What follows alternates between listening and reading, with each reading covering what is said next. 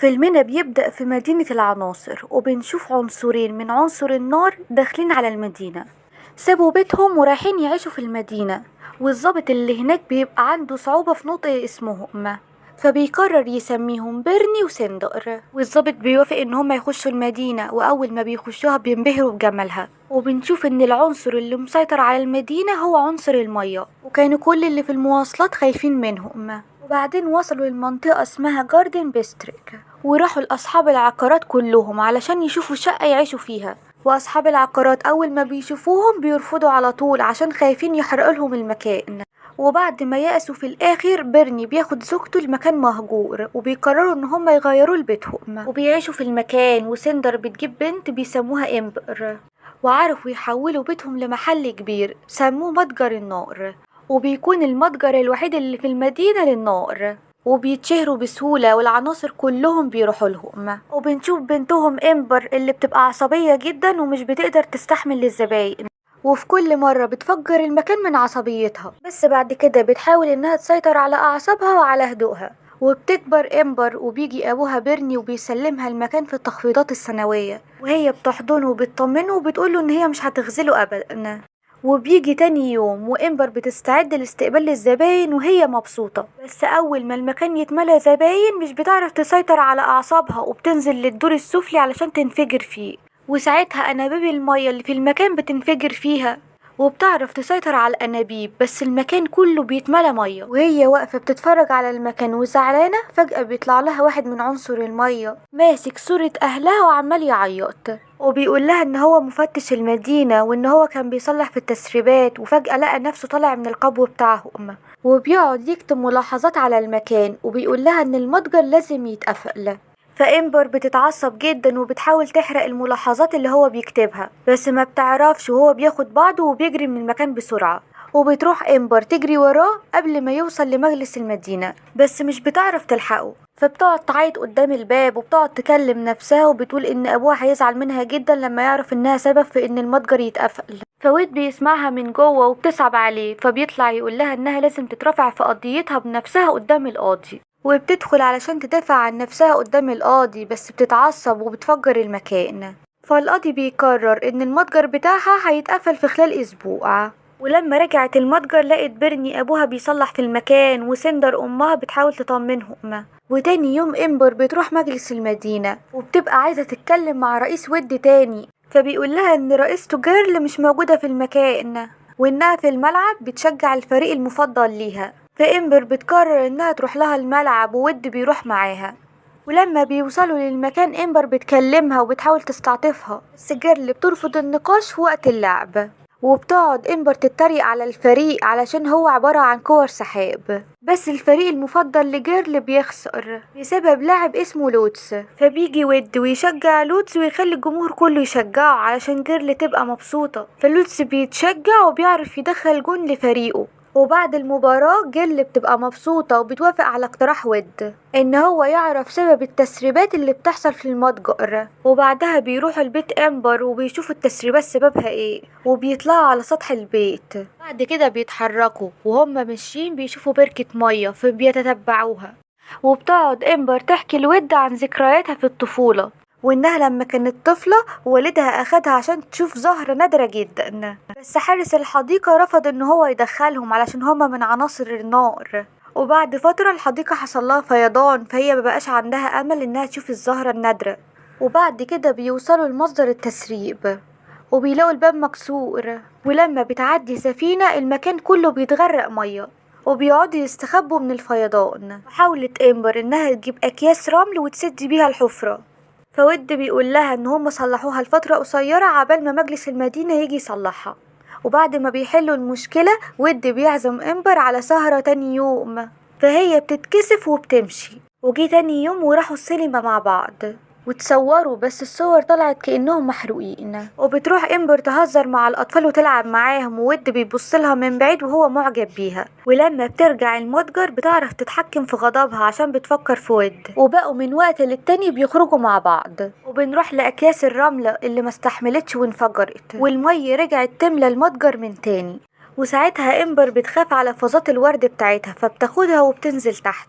وبتلاقي ود مستخبي في المية بتاعت الورد، فبيقول لها ان اكياس الرملة ما استحملتش وان مجلس المدينة متعصب منه. وبينزل بيرني يشوف بنته بتعمل ايه، فبيلاقي ود واقف معاها، فهو بيتوتر وبيقوله ان هو مفتش الاكل. بس بيرني بيشك فيه وبيطلب منه ان هو يطلع معاه فوق وبيوريه جمرة من اللهب. ود بيضطر انه ياكلها علشان بيرني ما يشكش فيه، واول ما بياكلها ود بيتألم وبيقع على الحاجة، بس بيكتشف ان طعمها حلو لو اتخففت شوية، فبيرني بيتعصب منه جدا وبيطرده برا المكان. وبعدها بيتجمع ود وإمبر تاني قدام الشط علشان يجمعوا رملة، ود بيكتشف ان اللهب بتاع إمبر حول الرمل لإزاز، فبيقرروا ان هما يسدوا الفتحة بالإزاز مش بالرمل، وفعلا بيعرفوا يسدوا الباب بالإزاز. وود قال هيسأل جيرل ان الإزاز ده هيستحمل ولا لأ، وود بيقول لها ان هو فخور بيها جدا. وإمبر بتكون قلقانة جدا على مستقبل المتجر بتاعهم، فبتقرر انها تروح المجلس وتقابل ود علشان تسمع قرار جيرل. بس سندر امها بتصحى من النوم وبتراقبها وبتمشي وراها، وبتلاقيها واقفة مع واحد قدام الفندق، فود بيعزم عليها انها تطلع تقابل عيلته فوق ويستنوا مكالمة جيرل مع بعض، فبتوافق إمبر وبتطلع معاه. وبتيجي سندر امها بتبقى قلقانة عليها عايزة تطلع وراها، بس الامن ما بيرضاش، وبتطلع إمبر وبتقعد مع عيلته وبيقعدوا يحكولها على مغامرات ود وهو صغير لما اتحبس في الإسفنجة. وفي حد في العيلة اسمه ألان بيكسر الإبريق، فبتيجي إمبر وبتعرف تصلحه بكل سهولة، فكلهم بيستغربوا وبيقولوا لها انها عندها موهبة كبيرة. وبعد العشاء بيجي ود وبيقترح على إمبر ان هم يلعبوا لعبة العياط، فإمبر بتقوله انها عمرها ما عيطت، وحاول يقول لها حاجات تأثر فيها وتعيط، بس هي متماسكة جدا ومعيطتش. فود بيقول لها على مشاعره من ناحيتها وبيقول لها ان هو بيحبها، فهي بتعيط لانها بتعرف ان هما ما ينفعش يكونوا مع بعض، لان في قانونهم ما ينفعش العناصر تختلط ببعض. وبعد كده بتجيلهم مكالمة جيرل واللي بتبقى مبسوطة قوي ان هما استخدموا الازاز ده، فبيفرحوا جدا ان المتجر بتاع إمبر مش هيحصل فيه تسريبات تاني. وبتيجي ام ود وبتتكلم مع إمبر وبتقول لها انها اتكلمت مع صاحبتها اللي عندها مصنع ازاز وانها عايزة متدربين جداد، بس بتيجي إمبر بتمشي وهي متعصبة، ود بيمشي وراها وبيسألها عن سبب عصبيتها، فبتقوله انها زعلت انها حست انها مش عايزة تدير المتجر تاني، وان مش مهم اللي هي حساه، المهم انها توفي حق اهلها عليها وتهتم بالمتجر اللي هما بنوه. وبتيجي امها سندر تتعصب عليها لانها واقفة مع واحد غريب ومن عنصر المية، فهي بتقول لها ان هو مجرد صديق، بس سندر مش بتصدقها وبتشم ريحة الحب ما بينهم، وبتاخدهم على البيت علشان تشوف نسبة التوافق ما بينهم من خلال اللهب الأزرق. وود بيعرف يثبت لها ان هما متوافقين لبعض لما بيقف قدام إمبر وبيعرف ينور زي العدسة المكبرة، وساعتها بيعرف يولع الشعلة بتاعته. فسندر امها بتعرف ان هما متوافقين بس ما بتقولش عشان بيرني ابوها بيدخل على طول، وود بيهرب بسرعة، وإمبر بتقفل الباب على ود. وبيجي ابوها بيرني بيقول لهم ان هو خلاص قرر ان هو هيبطل شغل، هيخلي إمبر تمسك المكان لوحدها، وبيوريهم يافطة المكان الجديدة اللي كاتب فيها اسم إمبر. وبيحكي لإمبر ذكرياتهم القديمة لما مشى هو وسندر من مدينة أهلهم، ادى لأبوه شعلة الاحترام، بس أبوه مردهاش ليه تاني لأنه غضبان عليه هو ومراته إن هما سابوهم ومشوا. وبيرن بيقول لبنته رغم إن هو خسر عيلته بس هو عارف إن هو عمل القرار الصح. إمبر بتقعد تسمع كلام أبوها وبتزعل إن أبوها ضحى كتير علشانها، فبتقرر وبتروح تاني يوم تقول لود إنها هتنهي علاقتها معاه. فود بيقول لها ان هو عاوز يوريها حاجة وبياخدها على الحديقة المركزية، وبيقول لها ان هو هيوريها الزهرة اللي كان نفسها تشوفها وهي صغيرة بمساعدة جيرل خلال فقاعة مية هتدخل فيها عشان تشوف الزهرة من قريب. وفعلا بتدخل وبتخش عند الشجرة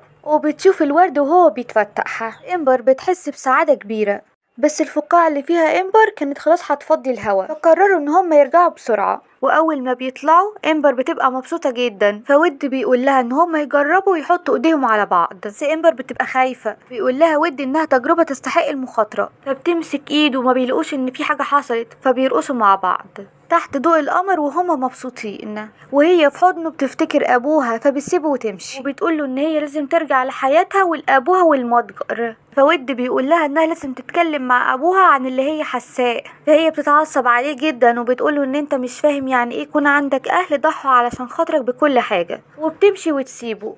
وبنلاقي ان عناصر النار كلها متجمعة قدام المتجر علشان يحتفلوا بالافتتاح الجديد، وبيطلع بيرني وبيقول للعناصر ان هو خلاص هيتقاعد وان هو هيسلم كل حاجة لإمبر بنته وبيديها الشعلة الزرقاء. ودي علامة ان امبر هي اللي هتدير المكان. فجأة بيظهر ويد وبيبوظ عليهم الافتتاح. حاول يفهم بيرني علاقته مع بنته وان هما مش هيحصل لهم حاجة وحشة مع بعض، وبيعلن عن حبه لامبر قدام كل العناصر. ساعتها امبر بتغضب جدا منه وبتقول قدام العناصر انها ما بتحبوش، بتطرده بره الحفلة. فبيتصدم ويد وبيطلع بره، وبيجي بيرني ابوها بيقول لها ان هو خلاص فقد ثقته فيها وبيلغي تقاعده. فبتتضايق امبر وبتروح تجري بعيد، تقعد تفتكر ذكرياتها مع ود. فجأة بتكتشف انفجار الزجاج ومدينة النار كلها بتنهار من المية. بتجري علشان تنقذ اهلها. نروح لود اللي قرر خلاص ان هو هيسافر علشان يقدر ينسى امبر، بس بيلاحظ ان في حاجة غريبة بتحصل في مدينة النار. وطول ما هي ماشية بتحذر العناصر من المية وبتعرف توصل لأهلها في أمان، وبتدخل علشان تنقذ اللهب الأزرق. وبيجي ود في آخر لحظة وبيساعدها، فبتقرر انها تنقذ اللهب الأزرق لما تحوطه بالزجاج، بس بتفشل والمية بتقدر تدخل جوه المتجر. بس ود بيعرف يحوط اللهب الأزرق،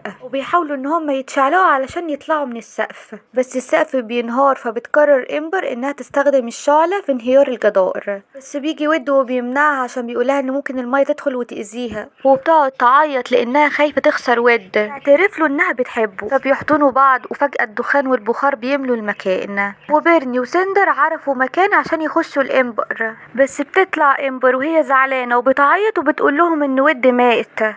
وساعتها بتقول لابوها انها مش عايزه تدير المتجر. ابوها بيقول لها ان المتجر بالنسبه لهم ما كانش الحلم، وان هي بالنسبه لهم الحلم، وبيحضنها وبيطمنها. فجاه بيظهر ود وبيسمعوا صوته وهو بيعيط. فبتفرح امبر لانها عرفت ان هو عايش، وبتحاول يخليه يعيط علشان يرجع للحاله السائله مره تانية. وساعتها ود بيعرف يرجع لحالته من جديد. وساعتها امبر بتجري عليه وبتحضنه. وبعد شويه بنلاقي ان المدينه اتصلحت وان المتجر رجع زي الاول. وبيرني وسندر جابوا زوجين تانيين علشان يديروا المتجر بدلهم. وبيروح امبر وود علشان يسافروا ويروحوا يتمرنوا في شركة الزجاج، وبيروحوا اهلهم علشان يودعوهم. وقبل ما تركب المركب بتسلم لابوها شعلة الاحترام وهو بيردها لها تاني. وبتستعد امبر لمغامرة جديدة.